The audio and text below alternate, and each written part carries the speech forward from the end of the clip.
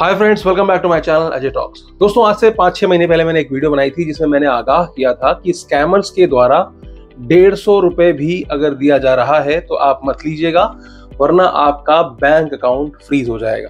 कि बहुत सारे लोगों के दिमाग में होता है कि यार मैंने ले लिए, अब मैं क्या करूं। मान लीजिए आपने 500 रुपए ले लिए हैं, आपको पता चल गया कि भैया ये स्कैम का पैसा था। अब आप क्या कर सकते हो, क्योंकि आपका अकाउंट फ्रीज नहीं हुआ है, अब आप उससे बचना चाहते हो, तो आपको करना क्या है उसके लिए। तो मैं जो रिकमेंडेशन देता हूं, देखो मेरी रिकमेंडेशन सिर्फ एक बचाव का तरीका हो सकता है, लेकिन जरूरी नहीं है, गारंटीड नहीं है कि आपका अकाउंट फ्रीज।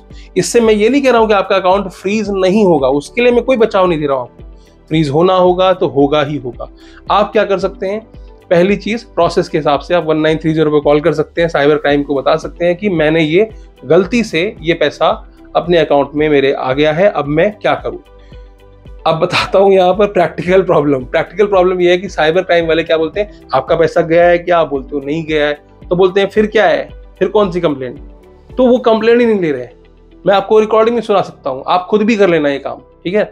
तो प्रोसेस ये है कि आपको अपनी बैंक को इंटीमेट करना है, साइबर पुलिस को इंटीमेट करना है कि मुझे ये गलत पैसा रिसीव हुआ है। लेकिन यहाँ पर क्या होता है, यहाँ पर दोनों ही कंप्लेंट लेने को तैयार नहीं। भैया आपका लॉस नहीं हुआ ना, चुपचाप बैठो, हमारे पास बहुत है काम करने के लिए। तो यहाँ पर हो सकता है कि आपको साइबर से मदद मिले या ना मिले, आई डोंट नो, बट आपको क्या करना चाहिए, आपको ट्राई जरूर करना चाहिए। 1930 में कॉल कीजिए, उनको बताइए कि भाई मेरे साथ ऐसा ऐसा हो गया, मैंने गलती से पैसे रिसीव कर लिया, मुझे नहीं पता था। और अपना एक्सपीरियंस ना नीचे कमेंट्स पे जरूर लिख के जाइएगा। अब मैं क्या सबको जवाब देता हूं, वो ये है कि सबसे पहले तो सबका अकाउंट फ्रीज नहीं होता, नंबर 1।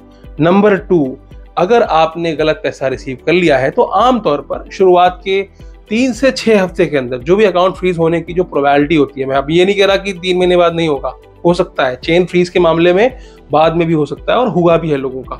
लेकिन शुरुआती 3 से 6 हफ्ते जो होते हैं वो बहुत क्रूशियल होते हैं, क्योंकि उसी समय में कोई कंप्लेंट अगर होनी होती है तो स्टार्टिंग के दौर में हो जाती है। विक्टिम जो है कंप्लेंट कर, जैसे मेरे साथ साइबर अपराध हुआ तो मैं 1 हफ्ते तक तो कर ही दूंगा ना कंप्लेंट, तब तक तो मुझे पता चल ही जाएगा ना कि मेरे साथ अपराध हुआ है। तो जब विक्टिम साइबर कंप्लेंट करता है उसी के बाद ये बैंक अकाउंट फ्रीज होता है। तो मैं आमतौर पर यही कहता हूं कि भाई 3 से 6 हफ्ते तक उस अकाउंट से अपने किसी और अकाउंट में लेन देन मत करना। अगर आप ऑनलाइन लेन देन करते हैं तो आपका वो दूसरा अकाउंट भी, अगर बाई चांस आपका ये अकाउंट फ्रीज हो रहा है तो वो भी होगा, क्योंकि आपने इस खाते से दूसरे खाते में ट्रांसफर किया। तो सबसे पहले आपको खाते से खाते में ट्रांसफर नहीं करना है। नंबर 2, अगर आपके खाते में बहुत ज्यादा पैसे ना हो तो आप उसका कैश विड्रॉल कर लीजिए, कैश विड्रॉल करके रख लीजिए, ताकि 3 से 6 हफ्ते के बाद अगर आपको लगता है कि सब कुछ सही है तो आप वापस से उस खाते का इस्तेमाल कर सकते हैं। तीसरा, आप क्या कर सकते हैं, आप उस बैंक अकाउंट को बंद करा दीजिए और किसी और ब्रांच में, किसी और बैंक में नया बैंक अकाउंट खुलवा लीजिए। तो ये मैं आपको छोटा सा सॉल्यूशन कह सकते हो या बचाव कह सकते हो या कुछ भी कह सकते हो, यही मैं आपको वहां बताता हूं इंस्टाग्राम पे भी, और यही मैं आपको वीडियो में बता रहा हूं। मैं बिल्कुल नहीं कह सकता कि अकाउंट फ्रीज होगा कि नहीं होगा, मैं ये भी नहीं कह रहा हूं दावे के साथ में कि 3 महीने बाद नहीं होगा। लेकिन आमतौर पर जो ज्यादा से ज्यादा केसेस हुए हैं, शुरुआती 2-3 दिन में, 1 हफ्ते में, 2 हफ्ते में, 3 हफ्ते में, 1 महीने के अंदर अकाउंट फ्रीज हुए हैं जिनकी होने होते हैं, और 1-2 केसेस में 2-3 महीने बाद भी हुए हैं, ठीक है। तो वो 1 ही 2 केस हैं। तो 3 से 6 हफ्ते का टाइम मैं लेके चलता हूं कि भाई 3 से 4 हफ्ते, 6 हफ्ते तक अगर बैंक अकाउंट फ्रीज होना है तो हो जाता है। तो आज के वीडियो को यहीं तक रखते हैं, अगले वीडियो में हम और भी बातें करेंगे इस बारे में।